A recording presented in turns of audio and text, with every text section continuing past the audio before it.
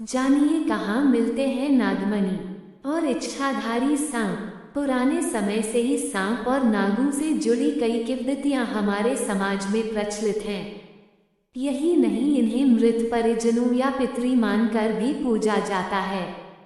भारतीय संस्कृति में सांप को बहुत महत्व दिया गया है। पुराने समय से ही सांप और नागों से जुड़ी कई किंवदंतियां हमारे समाज में प्रचलित हैं। यही नहीं, इन्हें मृत परिजनों या पितरी मानकर भी पूजा जाता है। लेकिन बहुत लंबे समय की इस यात्रा के दौरान सांपों के साथ कुछ ऐसे अंधविश्वास भी जुड़ गए जो सत्य नहीं है, लेकिन जिनके नाम पर आम आदमी ठगा जाता है। यही नहीं, इन अंधविश्वासों के कारण सांपों को भी जाने अनजाने खतरा उठाना पड़ता है। क्या सचमुच होते हैं दो मुंह वाले सांप? दोमुंहा सांप एक किंवदंती है जो भारतीय गांवों में आम बात है। जीव विज्ञानियों के अनुसार किसी भी सांप के दोनों सिरों पर मुंह नहीं होते, परंतु कुछ सांपों के दो फन अवश्य हो सकते हैं जो किसी जेनेटिक कारण से हो सकते हैं।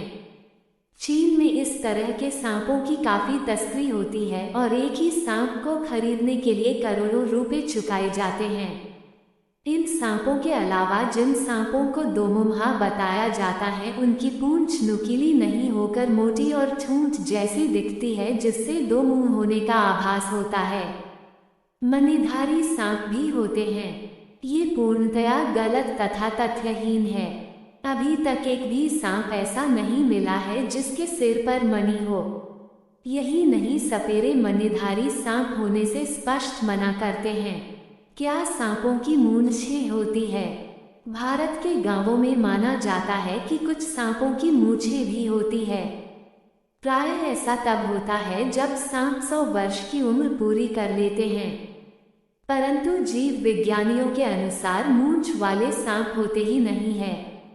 उनके अनुसार सांप सरीसृप वर्ग के जीव हैं। इनके शरीर पर अपने जीवन की किसी भी अवस्था में बाल नहीं उगते। कभी कभार सांप द्वारा केंचुली उतारते समय केंचुली का कुछ हिस्सा उसके मुंह के आसपास चिपका रह जाता है, जिससे मूंछ होने का भ्रम होता है। क्या इच्छाधारी सांप से मिले हैं? ये ठीक वैसे ही है जैसे हिंदी फिल्मों में दिखाया जाता है कि हीरा चाटने से मौत हो जाती है।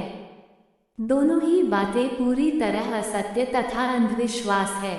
आज से 60-70 वर्ष पूर्व तक ऐसी कोई कहानी भी नहीं होती थी, परंतु पुरानी हिंदी फिल्मों से शुरू हुआ इस सिलसिले ने आम जनता में इच्छाधारी सांप होने के अंधविश्वास को बढ़ावा दिया। झुनझुना बजाता है सांप। रेगिस्तान में पाए जाने वाले वाइपर सांप बेहद खतरनाक होता है। लोगों का कहना है कि यह सांप झुनझुना बजाता है, लेकिन यह उनकी भ्रांति है।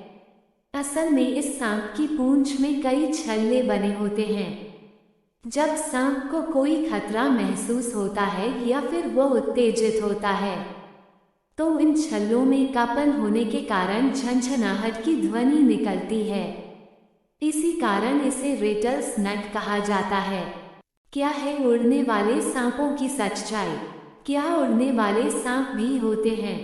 ऐसी बात भी हम कहीं न कहीं सुनते ही हैं, लेकिन इसमें कोई सच्चाई नहीं है। जीव विज्ञान के अनुसार उड़ने वाले सांप नहीं होते। सांप की कुछ विशेष प्रजातियां होती हैं जो अधिकांश समय पेड़ों पर ही रहती हैं।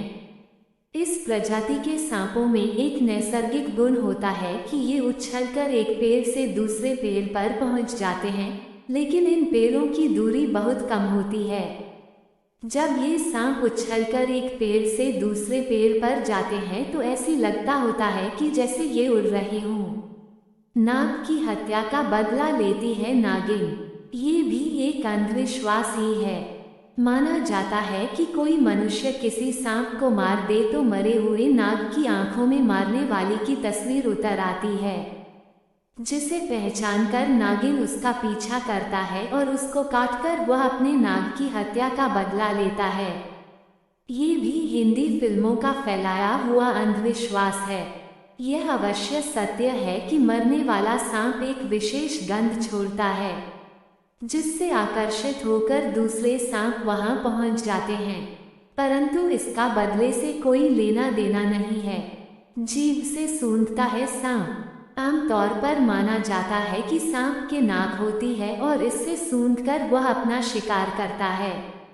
लेकिन सच्चाई ये है कि सांप अपनी जीभ का उपयोग स्वाद लेने और सूंघने के लिए करता है। यही वजह है कि सांप की जीभ लपलपाती रहती है। बीन की धुन पर नाचते हैं सांप। सांप के कान नहीं होते वरन उनकी त्वचा धरती की सतह से निकलने वाले कंपनों को ग्रहण करता है। इसके साथ ही वह सपेरे की हिलती बीन को देखकर उस पर नजर रखता है और अपने आप को उससे बचाने के लिए हिलता रहता है, जिसे लोग सांपों को नृत्य करना मान लेते हैं। अगर आप सबको ये सारी बातें अच्छी लगी हो तो हमारे इस वीडियो को like, comment, subscribe, share, follow जरूर करें। जय श्री कृष्ण।